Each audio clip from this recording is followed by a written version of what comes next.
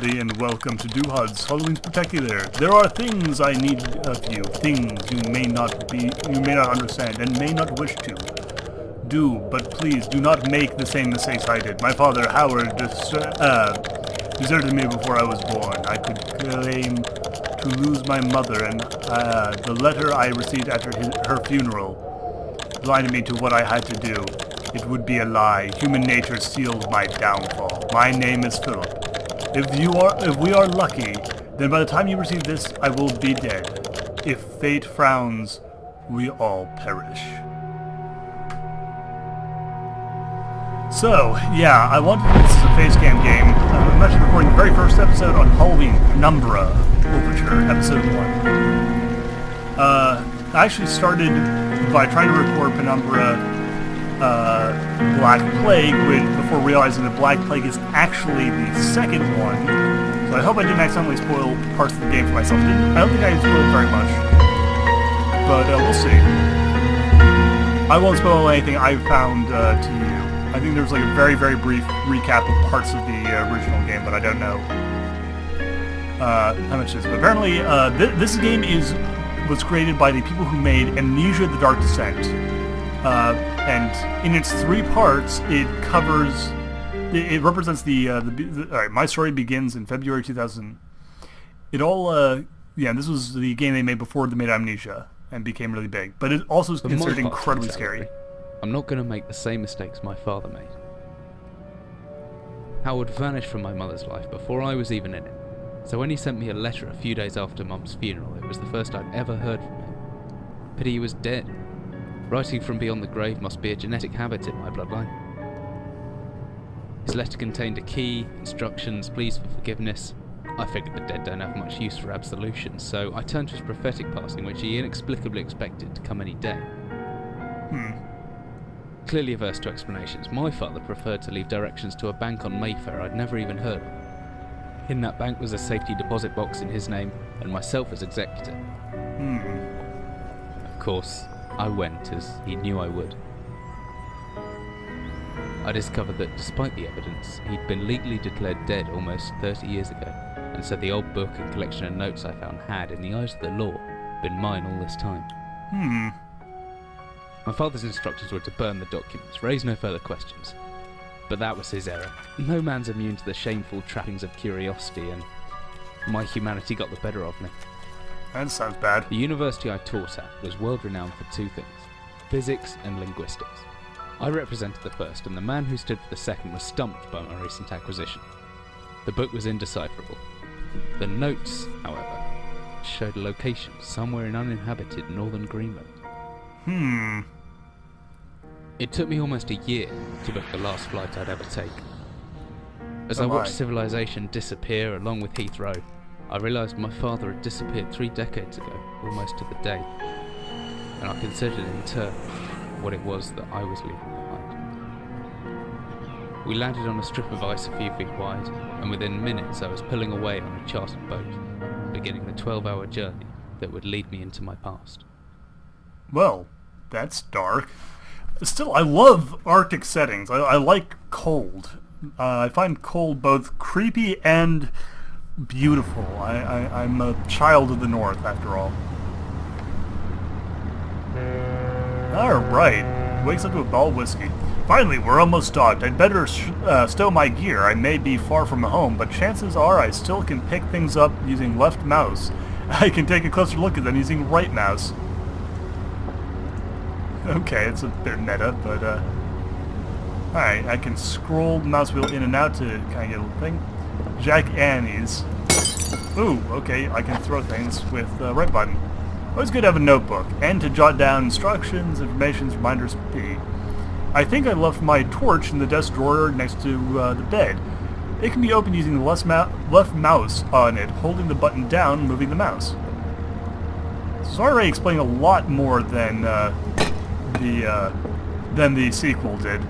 I guess the sequel really goes within the assumption that you've already played the first game, understandably, and only offers the alternate tutorial mode to refresh you on on how the game is played. Dear Eric, just a quick note before you set sail and leave me once again. I've left you a little something to remember me by in the chest at the foot of your bed. I really don't know why you still only have one bed on board. Taking shifts because of it is no way to get your rest. But what does a fisherman's wife know of life at sea? I've been praying every night for you to make the catch you need so that you can come home to me safely and soon. Please don't be gone for 5 weeks like last time. I know I might nag sometimes, but I do love you, you know. I've washed those overalls of yours. I know you'll get them covered in assorted fish parts in no time, but I still feel better knowing they'd had a wash. Before I forget, the Hendricksons in the village have asked me to see if you'll be coming by any trout. But I said they were mostly out of season. If you do happen upon any, don't say anything. Stow them in the ice, and I'll do something special with them to celebrate when you come home to me. The ship's captain deserves a little special treatment once in a while. Take care, my love. Aww. Oh, that's the letter from the fisherman's wife, and he kept it. Oh, and she packed him booze. Oh, that's true love. So we have a little bunk bed. Apparently the two of us have been sleeping together. One on top of the other. Move around his pillow. Playboy posters. It's nice some things don't change no matter how far you are from home. Okay, so the, fisherman when he's... Ooh, flashlight. Switch on and off via the, alright. Switch on and off via the inventory tab, hopefully with shortcut F. Now where's that emergency glow stick? Should still be in the locker. Key in my inventory tab. Okay, yeah, this is a much more clear set of instructions than the sequel gave me. So obviously, significantly better off doing it this way. Also, the pacing's a little better because the sequel just kind of opens. Yeah, well, hopefully we'll eventually get to the sequel, so I won't say anything else. But there we go. Yeah. Now I have a glow stick and a flashlight. Be everything I need. I want to get below decks. As I stepped off the boat, setting out into the blizzard that had formed around me, I realized how utterly devoted I'd been to the discovery of my father's past. I had no idea what to expect. Soon enough, my concerns were justified. I don't know whether I lost my orientation or my spirit first, but I lost feeling in my extremities soon after, and I know hypothermia was setting in. I started looking for shelters. This is so cold. Don't know where I am. Need shelter soon. I'm out in a blizzard. My entire head went numb long time ago, but I can still hear the wind roaring past me, some kind of something. Can't read that fast. Dyslexia's starting to kick me in the butt for this LP. What the hell is that? I don't care, I need shelter. Looks frozen shut. Need something to break it in. I've just noticed frozen solid. Let's break ice. Hulk smash. What do I have? An old padlock, sure, but it still works. Battery, okay. Crap. As a wolf. Okay, maybe I can use the, nope.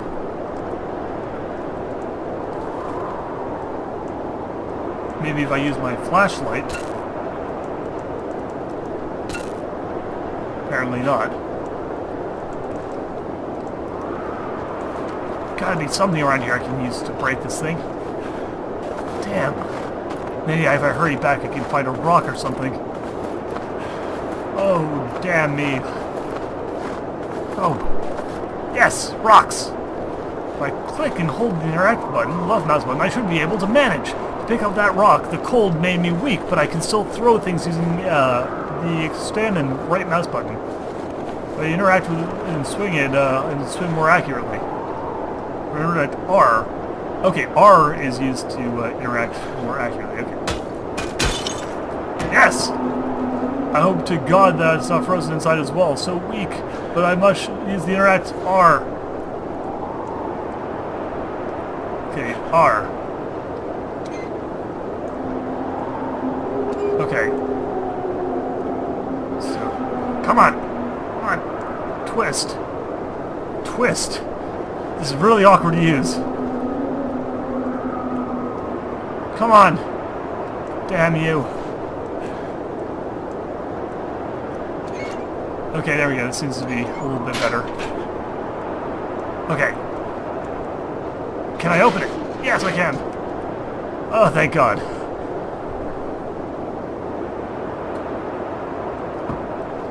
Actually, the other game didn't allow me to save. I want to find out if this one lets me save.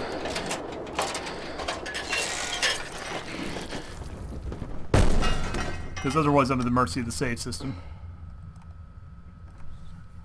Oh man, I should not have been drinking so thoroughly. What's that sound? What was that sound? Jesus, my head! I can't believe I fell that far and survived, although looking around maybe I didn't. What is this place?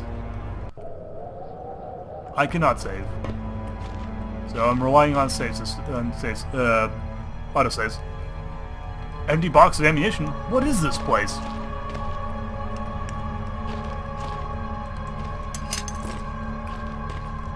What the hell did I just... Steel rod. Christ, what am I thinking? The stick, there must be something in the way. It's stuck, there must be something in the way. Jot down a note, just in case. A heavy-looking wooden barrel. Could be anything inside. Empty box of ammunition? What is this place? 24-hour ration pack. Long past its sell-by date. Yeah, probably not worth eating. Flares. That sounds useful. Hammer. That sounds really useful. Let's see. I can swing the hammer if I hold the left mouse button. I can make a backswing by pushing the mouse right and then follow through by pushing left. The opposite works too. Pulling back and then thrusting forward produces a stabbing motion. I reckon if I hold the right mouse button after the backswing, I should be able to look around. So let's try that. Nope. Okay, I cannot put one arm over the other, so I have to use the interact, and then I... Okay.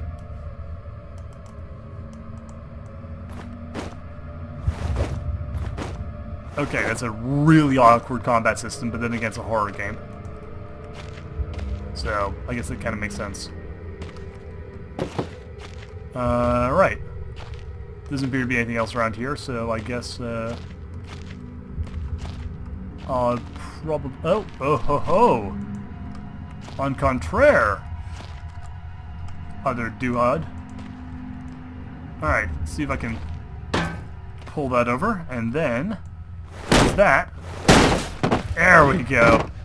Ha! Take that, physics. I'm sorry, physics. Don't punish me for my hubris.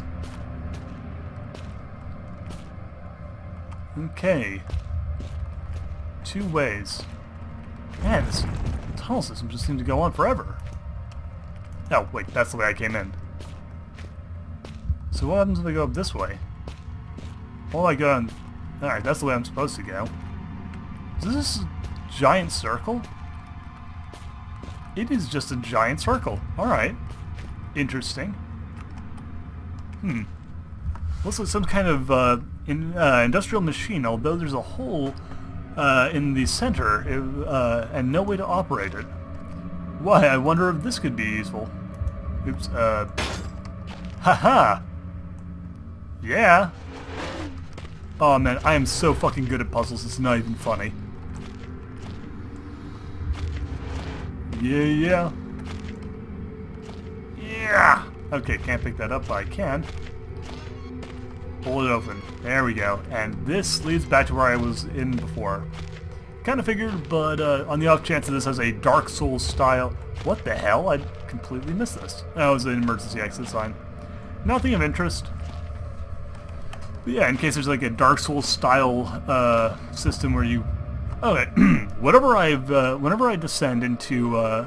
it was 100 feet below the ground, protected by 2 solid metal hatches located in a remote Arctic wilderness and buried beneath the snow. I didn't know what to expect, but it made me feel something I hadn't felt since I was a child. I'd never given it much thought before, but I realized that our entire society is a network of safety nets. Emergency services at the end of the phone line, health and safety in the workplace, friends, family, lovers, all there. If something goes wrong, part of the careful designed structure to prevent all but the most mundane of emotions.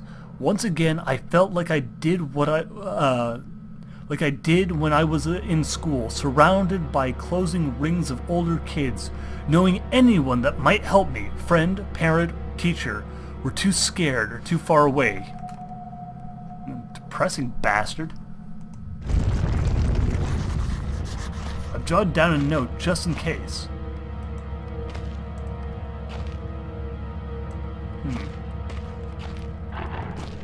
What the hell? Be anything living down here. Heroics are for Hollywood actors and fairy tales. I'm not taking any chances. If it faces off against anything down here, it won't last a second. Caution and stealth are my only defense now. If anyone or anything hears me, I'd be best to stay low and out of sight until I know whether or not it's a threat. Crouching and pressing left control will give me a chance to hide in the shadows. I'll know I've got in right because of the blue tint in my vision. Plus, I should be quiet enough that I won't be heard unless something's right on top of me. Better remember to shut off my light sources, though. Okay, I'm scared now.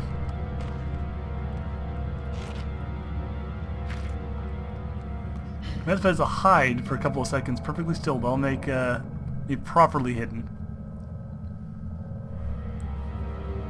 Properly hidden from what, though? Like that. I'm virtually invisible, and after some time I should get my night vision back, providing I stay still.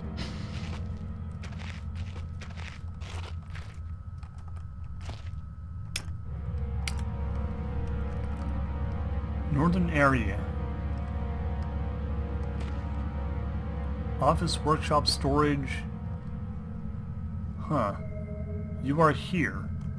Right near the exit. So if I go around that way, that's the offices. Go through there, that's the storage.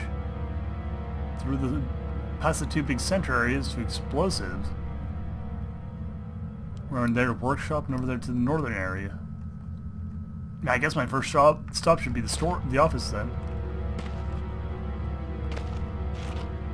I'm also going to stay low and keep crouching, just in case. I'm already nervous enough as it is, no reason to... Okay. This game is giving me the creeps. Storage room. That means this way to the office.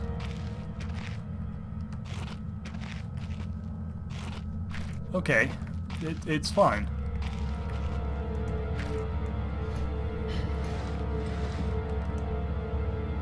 Okay, I'm just gonna leave that there. My desire to throw things around and have them break loudly is rather gone off. Huh. God, that's really loud, isn't it? What was that sound?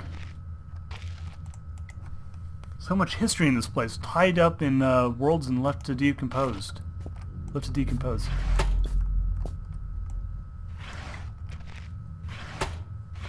No, nothing.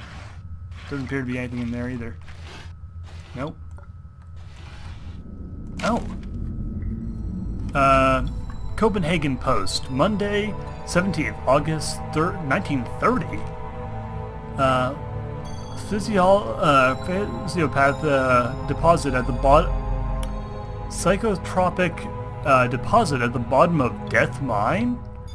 Researchers at the University of Copenhagen have suggested that mine-altering chemicals Natural sewn into the rock may be the cause of high suicide rates at a Greenland mine. The university, which has recently been conducting studies into isolated communities, first became interested in the workers of the northwestern lead mine last year. They discovered that even taking into account Greenland's naturally higher suicide rate, local figures for the last 100 years were abnormally high, at 46 deaths per 100,000 populace, compared to the national average of 29. God damn it, that's really high. Wow, that's a super high number for suicides. My future investigation experience diagnosed... on further investigation, expert diagnosed in many of the miners symptoms in common with the early stages of paranoid schizophrenia. This has prompted researchers in hypnosis. Has caused researchers to hypothesize that natural deposits of lithic acid, lithargic acid, a pH4 formula recently discovered to have hallucinogenic properties, may be present in the rocks. Few locals were conducive to interview, but those who agreed to speak had their own explanations. Inuit spirits known as Tungrativ lived in the mountains. The university is aware of the results of the chemical testing studies continues. The university is awaiting the results of the chemical testing studies to continue. Oh man, I'm spooked. I'm super spooked. Small key. So, this place may be full of crazy people hallucinating. I might be hallucinating soon. Or there are evil spirits about. 15th August, 1945. Common Bunker, Emergency Airstrip Zulu. Weekly reports. This might have been a military base.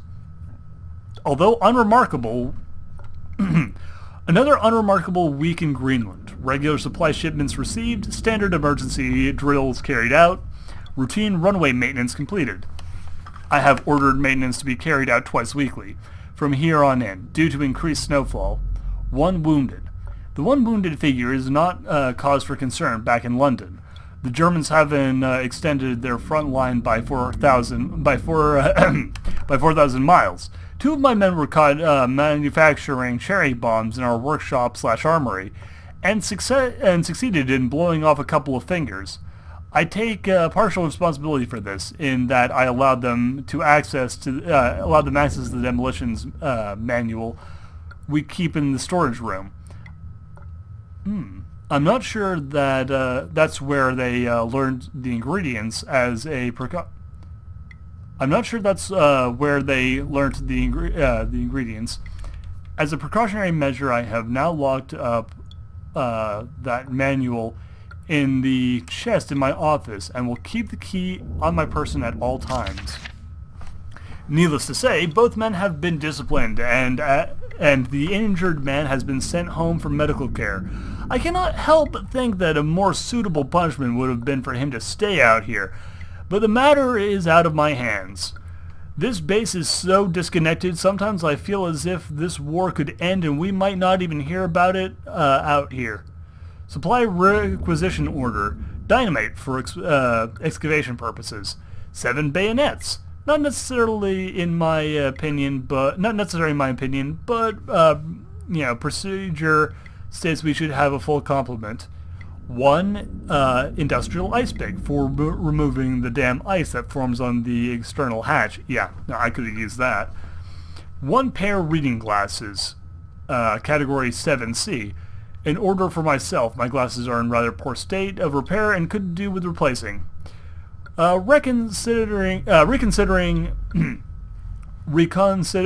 constituting the mine continues to progress.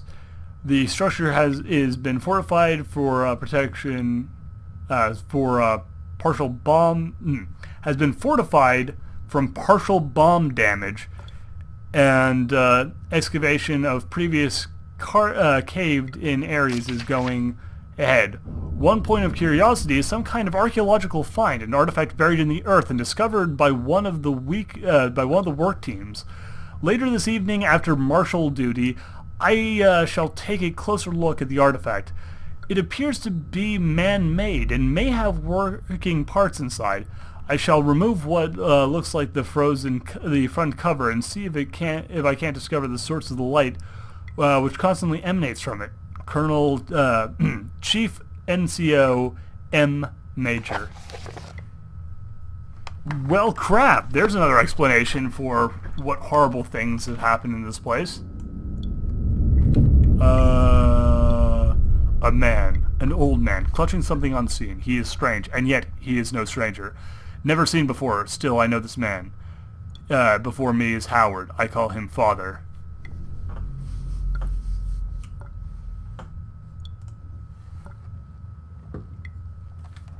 Oh, what the hell? What just happened? I don't know if that was a good idea. A picture of a British platoon. It must be back in World War II. I suppose this mine was converted into some kind of bunker. Yeah, no shit.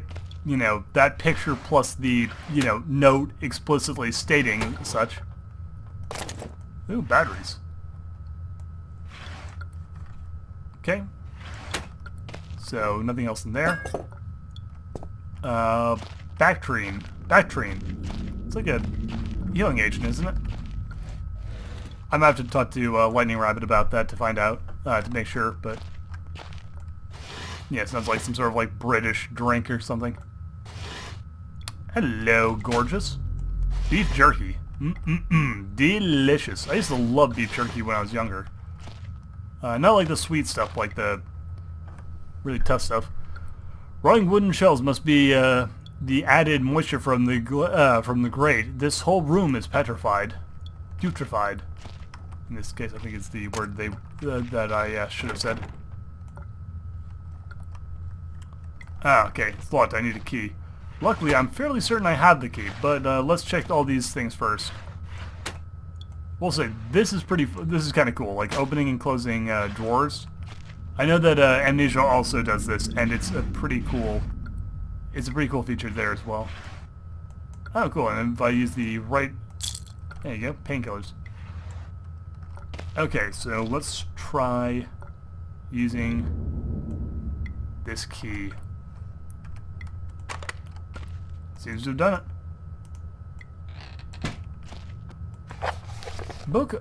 Big Book of Explosives, 1923 edition. Chapter 1.3, Black Match Fuse. The black match fuse is one of the oldest and simplest and most reliable fuses used in modern pyrotechnics. It is easy to create, essentially consisting of just string and gunpowder. But be warned, the chemical concerned will stain clothing, and as always, concern is advised. Materials required: string, preferably cotton, black gunpowder, and Bactrine. Okay, so that would be why I have the Bactrine. The string should be coated with a thin layer of Bactrine, which acts as an adhesive. Okay, so it's like glue. The string is then carefully rolled into the gunpowder and left to dry at least a couple of minutes before use. Chapter 2.1, Dynamite. Invented by Alfred Nobel in 1866, dynamite is commonly used in construction, mining, and demolitions. It has is proven far safer to handle than alternatives such as pure nitroglycerin, provided that it has been properly stored. Over time, the explosive component of dynamite, supposedly made safe by the presence of the detritus earth, has a tendency to weep, making an old box of the explosive labeled to detonate on contact. Oh shit. Materials required: 1 part dimetricus earth, 3 parts nitroglycerin, small amount of sodium carbohydrate. Text unreadable, but and then simply form into short stick and wrap in paper.